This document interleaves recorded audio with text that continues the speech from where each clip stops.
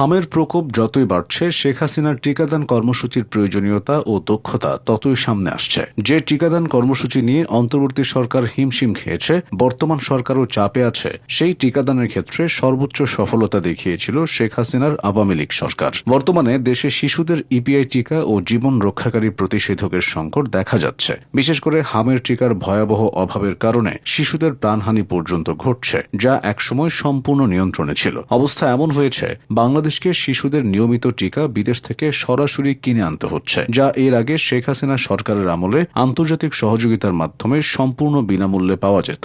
সামাজিক সুরক্ষায় শেখ হাসিনা সরকারের সাফল্য ছিল বিশ্বজুড়ে স্বীকৃত।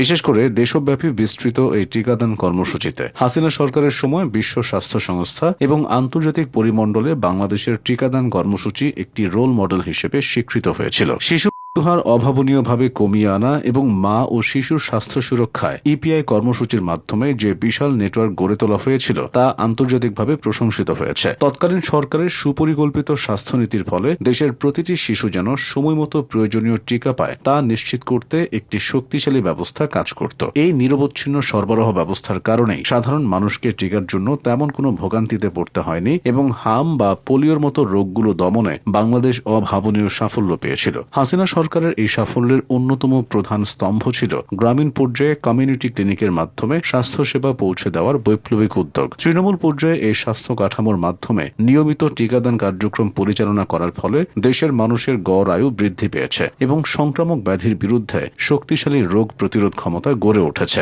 বিশেষ করে মাঠ পর্যায়ের স্বাস্থ্যকর্মীরা বাড়ি বাড়ি গিয়ে শিশুদের টিকার কার্ড পরীক্ষা করতেন এবং কোনো শিশু যেন টিকা থেকে বাদ না পড়ে তা নিশ্চিত করতেন। এই সুসংগঠিত জনস্বাস্থ্য নেটওয়ার্কের কারণেই বাংলাদেশ এখন পোলিও ও ধনুষ্টঙ্কার মুক্ত একটি দেশ হিসেবে বিশ্বজুড়ে গর্ব করতে পারে। আন্তর্জাতিক সংস্থাগুলো বাংলাদেশের এই দক্ষ ব্যবস্থাপনাকে বারবার উদাহরণ হিসেবে ব্যবহার করেছে। টিকাদানের সফলতার জন্য বাংলাদেশ 2009 এবং 2012 সালে গাভি বেস্ট পারফরমেন্স অ্যাওয়ার্ড সহ অসংখ্য স্বীকৃতি পেয়েছে। এরই ধারাবাহিকতায় শেখ হাসিনা 2019 সালে জাতিসংঘের সদর দফতরে মর্যাদাপূর্ণ ভ্যাকসিন হিরো পুরস্কারে ভূষিত হন। টিকাদানের মাধ্যমে বাংলাদেশ 1987 সালের পর থেকে আনুমানিক 50 লাখ শিশুর প্রাণহানি প্রতিরোধ করেছিল, যার বড় একটা অংশ হয়েছে শেখ হাসিনার সময়। এই সাফল্যের সবচেয়ে বড় কারণগুলোর মধ্যে একটি ছিল সম্প্রসারিত টিকাদান কর্মসূচি তথা ইপিআই, যা 1979 সাল থেকে চালু রয়েছে। এর ফলে টিকা দেওয়ার হার 1988 সালে 16% থেকে 2019 সালে 90%-এর বেশি অর্জন করা সম্ভব হয়েছিল। তবে শেখ হাসিনার সরকারের সময় যে শক্তিশালী অবকাঠামো ও আন্তর্জাতিক সরবরাহ চেইন গড়ে তোলা হয়েছিল,